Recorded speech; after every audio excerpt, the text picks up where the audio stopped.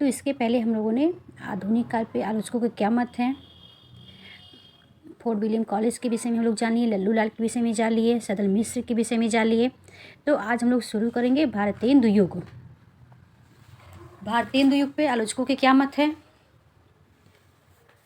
चलिए सबसे पहले हम लोग देखते हैं भारतेंदु युग। देखेंगे भारतेंदु युग का नामकरण व कालखंड विभिन्न विद्वानों के अनुसार क्या है। आचार्य रामचंद्र शुक्ल ने 1868 से 1893 ईस्वी के बीच के समय को नई धारा या प्रथम उत्थान कहते हैं। अब डॉक्टर राम कुमार वर्मा क्या कहते हैं, 1870 से 1900 के बीच के समय को आधुनिक काल कहते हैं। अब रामविलास शर्मा का क्या कथन है, 1868 से 1900 ईस्वी के बीच को नव जागरण काल कहते हैं। आगे देखते हैं विभिन्न विद्वानों के अनुसार भारतेंदु युग व भारतेंदु हरिश्चंद्र के संबंध में महत्वपूर्ण कथन है। चलिए देखते हैं उनके क्या क्या कथन है।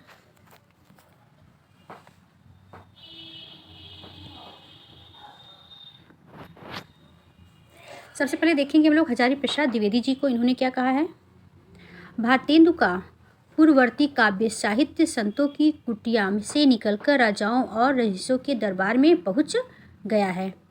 ये किसका कथन है, तो हजारी प्रसाद द्विवेदी का। रामस्वरूप चतुर्वेदी का देखते क्या है, हिंदी साहित्य में पुनर्जागरण भारतेंदु के माध्यम से अवतरित होता है और तब वह स्वाभाविक है कि आधुनिक काल के प्रवर्तक माने जाते हैं। कथन किसका है, तो रामस्वरूप चतुर्वेदी जी का। अब देखते हैं डॉक्टर रामविलास शर्मा जी का क्या कथन है।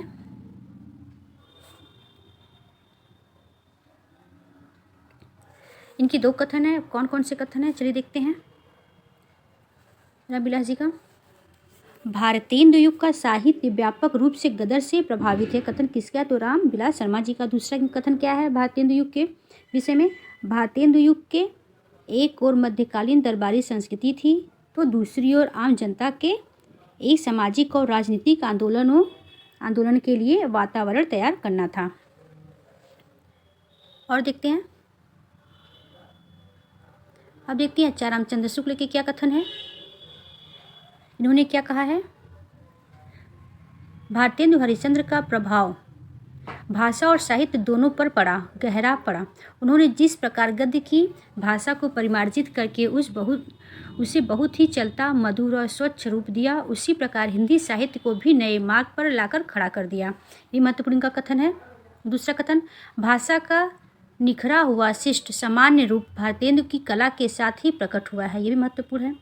हमारे साहित्य को नए नए विषयों की ओर प्रवृत्त करने वाले हरिश्चंद्र ही हुए हैं। ये भी महत्वपूर्ण इनका है। विलक्षण बात यह है कि आधुनिक गद्य साहित्य की परंपरा का प्रवर्तक नाटकों से हुआ है। ये भी महत्वपूर्ण इनका कथन है। इनका एक कथन और देख लीजिए, इसमें लिखा हुआ नहीं है। इन्होंने एक कथन और भी कहा है, हिंदी साहित्य को नए मार्ग पर खड़ा कर दिया। दूसरा, साहित्य को नवीनता दिखाया और शिक्षित जनता को साहचर्य में लाया। यह कथन भी शुक्ल जी का है।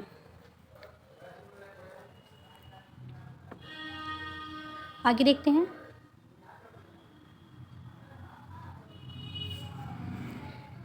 इनके और भी कथन है भारतेंदु जी के, शुक्ल जी के। तो क्या है, हमारे साहित्य को नए नए विषयों की ओर प्रवृत्त करने वाले हरिश्चंद्र हैं।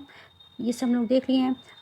भारतेंदु ने कालचक्र नाम की अपनी पुस्तक में नोट किया कि हिंदी नई चाल में ढली। कथन 1873 ईस्वी में भारतेंदु ने कहा था। भारतेंदु ने हिंदी काव्य को केवल नए नए विषयों की ओर उन्मुक्त किया, उनके भीतर किसी नवीन विधान या प्रणाली का सूत्रपात नहीं किया।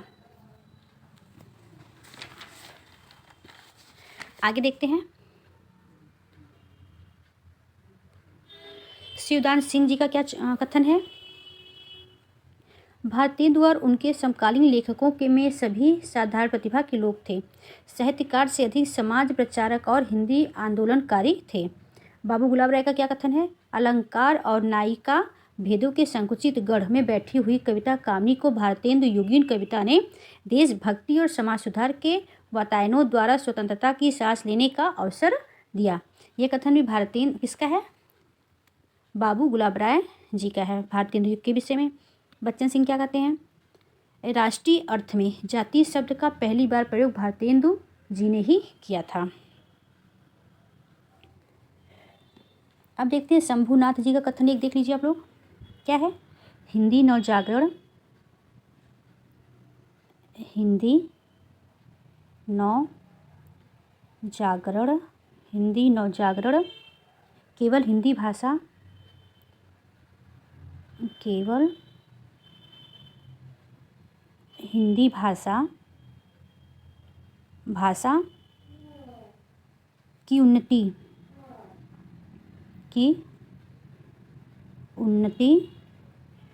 नहीं है, यह एक राष्ट्रीय जागरण है, यह एक राष्ट्रीय जागरण है। किसका कथन है ये? तो शंभुनाथ का है। क्या है? हिंदी नवजागरण केवल हिंदी भाषा की उन्नति नहीं है। एक बार फिर से देखिए, हिंदी नवजागरण केवल हिंदी भाषा की उन्नति नहीं है, यह एक राष्ट्रीय जागरण भी है। यह कथन किसका है? तो शंभुनाथ सिंह का है।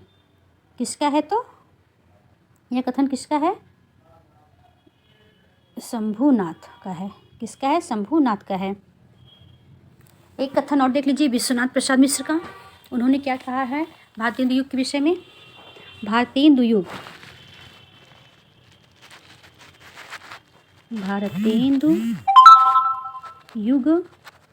भारतेंदु युग का साहित्य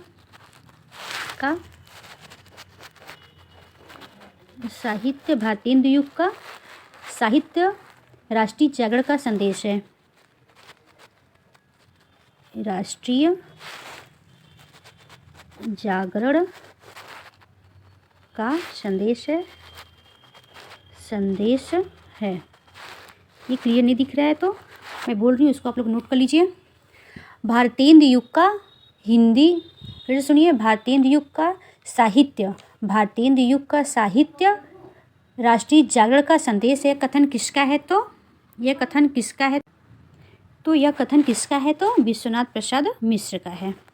इसका था विश्वनाथ प्रसाद मिश्र का यह कथन है। ठीक है, अब हम लोग आगे बढ़ते हैं।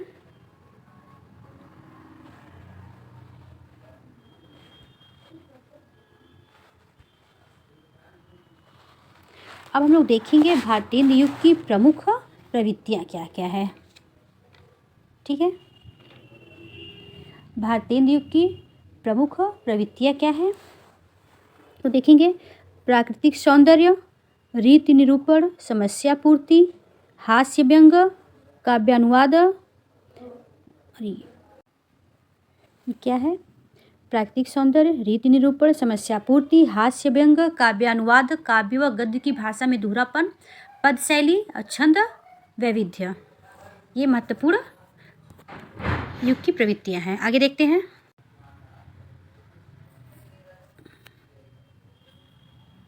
आगे क्या है?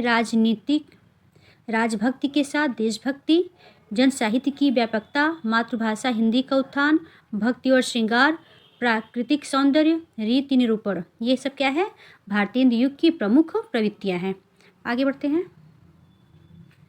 अब हम लोग देखेंगे हिंदी साहित्य में भारतेंदु हरिश्चंद्र का योगदान क्या रहा है। चलिए देखते हैं, आगे बढ़ते हैं।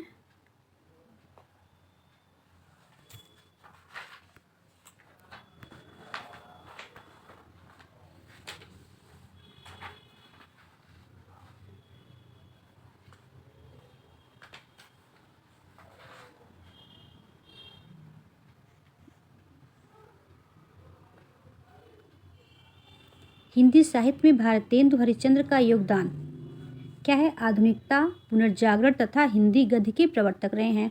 इनका उपनाम तथा उपाधि रसा तथा भारतेंदु था। संस्थापक कविता वर्धनी सभा 1870 में, काशी पेनी रीडिंग क्लब तथा तदीय समाज के संस्थापक भी थे।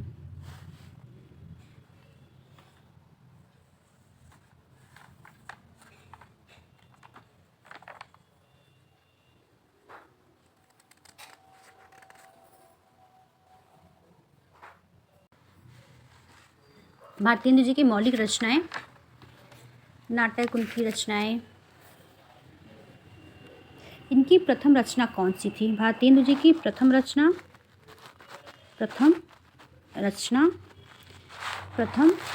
विद्या सुंदर था। विद्या सुंदर कब था ये? 1868 में। 1868 में था। और प्रथम पत्रिका कौन सी थी? प्रथम पत्रिका भारतेंदु जी की प्रथम पत्रिका कौन सी थी? तो कविवचन सुधा। कविवचन सुधा कब थी ये? 1868 में। 1868 में थी। अब प्रथम खड़ी बोली रचना कौन सी थी? तो प्रथम खड़ी बोली रचना फूलों का गुच्छा।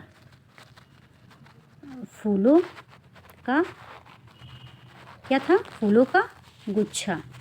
ये क्या है? प्रथम खड़ी बोली की रचना है। और ये वल्लभ संप्रदाय में दीक्षित थे। किस संप्रदाय में? वल्लभ संप्रदाय में दीक्षित थे। कौन सा संप्रदाय? संप्रदाय वल्लभ संप्रदाय में ये दीक्षित थे भारतेंदु जी। अब देखते हैं इनकी रचनाएं कौन कौन सी है। सबसे पहले हम लोग देखेंगे नाटक। मौलिक नाटक: सत्य हरिश्चंद्र, चंद्रावली, भारत दुर्दशा, नील देवी, अंधेर नगरी, वैदिक हिंसा न भवति, विषस्य विष मौषधम, सती प्रताप, अपूर्ण है। ये इनकी कौन सी रचनाएं ये सब है? तो मौलिक रचनाएं हैं। इनकी मौलिक रचनाएं कौन सी? इनकी रचना एक प्रेम जोगनी भी है। प्रेम जोगिनी और इसमें 4 अंक हैं। 4 अंक हैं। प्रेम जोगनी में कितने अंक है? तो 4 अंक है। सती प्रताप में कितना है? तो सती प्रताप में कितना है? तो ये कैसा नाटक है? तो गीत नाटक है ये। सती प्रताप गीत नाट्य है। और ये क्या है? 1883 की रचना है। सती प्रताप कब की रचना है? तो 1883 की रचना है। अब देखते हैं हम लोग अनुदित रचनाएं की कौन कौन सी है। मुद्रा राक्षस क्या है? मुद्रा राक्षस कब का है? 1875 की रचना है। धनंजय 1873 की रचना है। और कपूर मंजरी 1875 का है। कपूर मंजरी 1875 की रचना है। विद्या सुंदर ये 68 की है। भारत जननी 1877 का है। कब का है ये? 1877 की रचना है। पाखंड विखंडन दुर्लभ बंधु इनकी रचना अपूर्ण है। रत्नावली ये नाटिका है। ये भी अपूर्ण है। ये मुद्रा राक्षस, धनंजय विजय, कपूर मंजरी, विद्या सुंदर, भारत जननी, पाखंड विखंडन, दुर्लभ बंधु ये भी 1880 की ईस्वी है। शेक्सपियर कृत मर्चेंट वेनिस ऑफ इसी की ये अनुवादित रचना है। ये भी अपूर्ण है। अब देखते हैं इनकी अन्य नाटक। प्रेम जोगनी जो अपूर्ण है। नव मल्लिका ये भी अपूर्ण है। प्रेम जोगनी में सर्ग कितने हैं? तो इसमें 4 सर्ग हैं। कितने सर्ग हैं? तो 4 सर्ग हैं। आगे बढ़ते हैं। इतिहास ग्रंथ कश्मीर कुसुम महाराष्ट्र देश का इतिहास। आगे देखते हैं।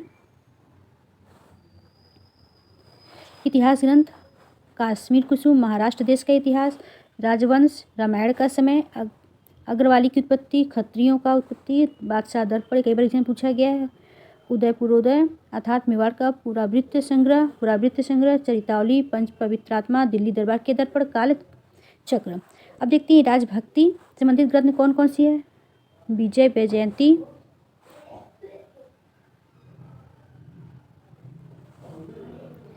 कौन सी है? राजभक्ति, विजय वैजयंती, भारत वीरत्व, भारत भिक्षा, विजय बल्लरी, मुँह दिखावनी, श्री रिपाष्टक, श्री राजकुमार, स्वागत पत्र, मनोकुलमाला, मानसुपायन, सुमनोंजलि, जातीय संगीत ये राजभक्ति परक रचनाएं हैं। भक्ति रहस्य रचनाएं कौन कौन सी? भक्त सर्वस्य, बलभोग्य सर्वस्व, मुगल सर्वस्व, तदीय सर्वस्व, भक्ति सूत्र, वैजयंती, सर्वोत्तम स्त्रोत भाषा, उत्तरार्ध भक्तमाल, ये भक्ति परक हैं। उत्सवावली, वैष्णव और भारतवर्ष, अष्टादश पुराणों पक्रमणिका, वैशाली महात्म्य, कार्तिक कर्मविधि, कार्तिक नैमित्तिक कृत्य, मार्गशीर्ष महिमा, माघ स्नान विधि, पुरुषोत्तम माघ विधान, पुरुषोत्तम पंचक। आगे देखते हैं।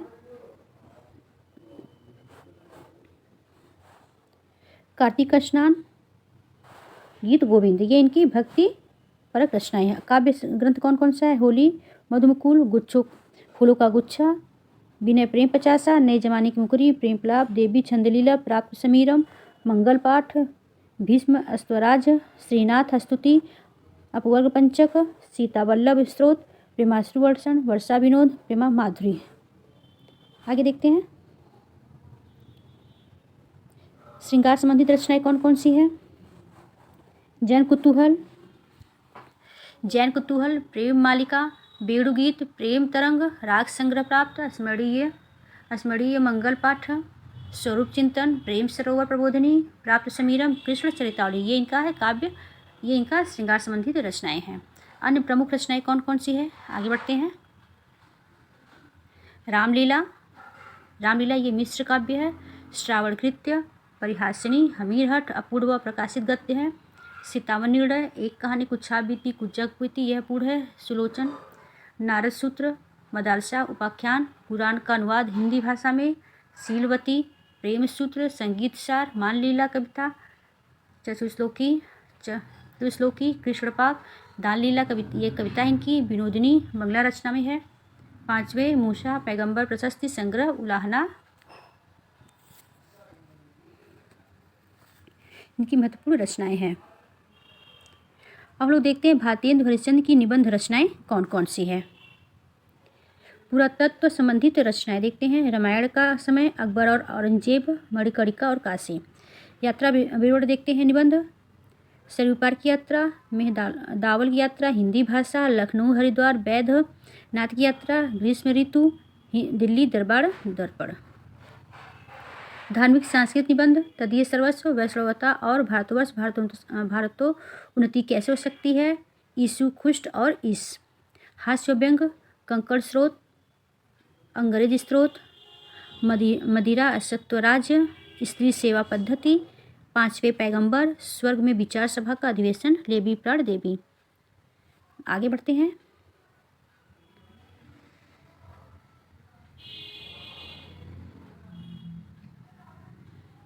अब देखते हैं विविध निबंध।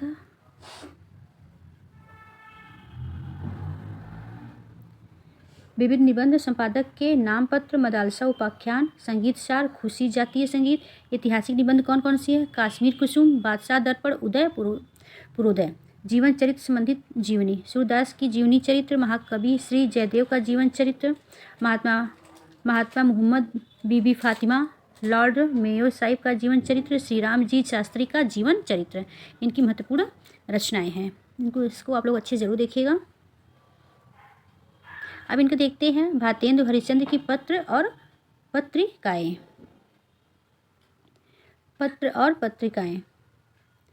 कवि वचन सुधा 1967 में, कुछ स्रोत में 1968, जबकि सर्वमान्य क्या है 1968 में। हरिश्चंद्र मैगजीन 1873 में, हरिश्चंद्र चंद्रिका 1874 में, बालबोधिनी 1874 में। ये स्त्री विषयक पत्रिका है। भगवत तोषणी, ये इनकी महत्वपूर्ण पत्रिकाएं हैं। आगे बढ़ते हैं। अब देखते हैं भारतेंदु हरिश्चंद्र पर लिखे गए ग्रंथ कौन कौन सा है। भारतेंदु समग्र ग्रंथ के संपादक हेमंत शर्मा हैं। भारतेंदु ग्रंथावली के संपादक ब्रज रत्नदास हैं। भारतेंदु युग और हिंदी भाषा की विकास परंपरा के लेखक रामविलास शर्मा है। भारतेंदु साहित्य पुस्तक के लेखक रामचंद्र शुक्ल हैं। भारतेंदु युग पुस्तक के लेखक रामविलास शर्मा हैं। भारतेंदु कला ग्रंथ के संपादक रामदीन सिंह हैं। अब आगे बढ़ते हैं।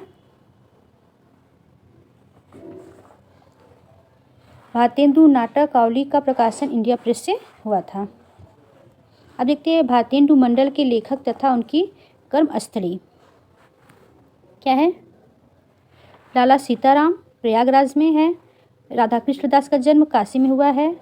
राधाचरण गोस्वामी का वृंदावन में, सुधाकर द्विवेदी का काशी में, रामकृष्ण शर्मा काशी में, ठाकुर जगमोहन सिंह काशी में। ये सब जितने भी कवि हैं सब भारतेंदु युग के कवि हैं। कभी कभी ऐसे प्रश्न बनता है कि कौन से कवि भारतेंदु युग के नहीं हैं, तो इनका नाम आप लोग अच्छे से याद रखिएगा। उनका जन्म कहाँ हुआ था, किस स्थान पर, इसको भी अच्छे से याद रखिए। तो कहाँ है? अंबिका दत्त व्यास, इनका भी जन्म काशी में। राव कृष्ण देव शरण सिंह गोप, इनका भी काशी में। दामोदर शास्त्री सप्रे, इनका भी जन्म काशी में। मोहनलाल विष्णु पांड्या काशी में। केशवराय भट्ट पटना में। काशीनाथ खत्री प्रयागराज में इनका जन्म स्थली है। तो आज हम लोगों ने भारतेंदु जी को पढ़ के समाप्त कर लिया है। अब हम लोग मिलेंगे नेक्स्ट वीडियो में। भारतेंदु के और भी कवियों को पढ़ना है। तब तक के लिए नमस्कार।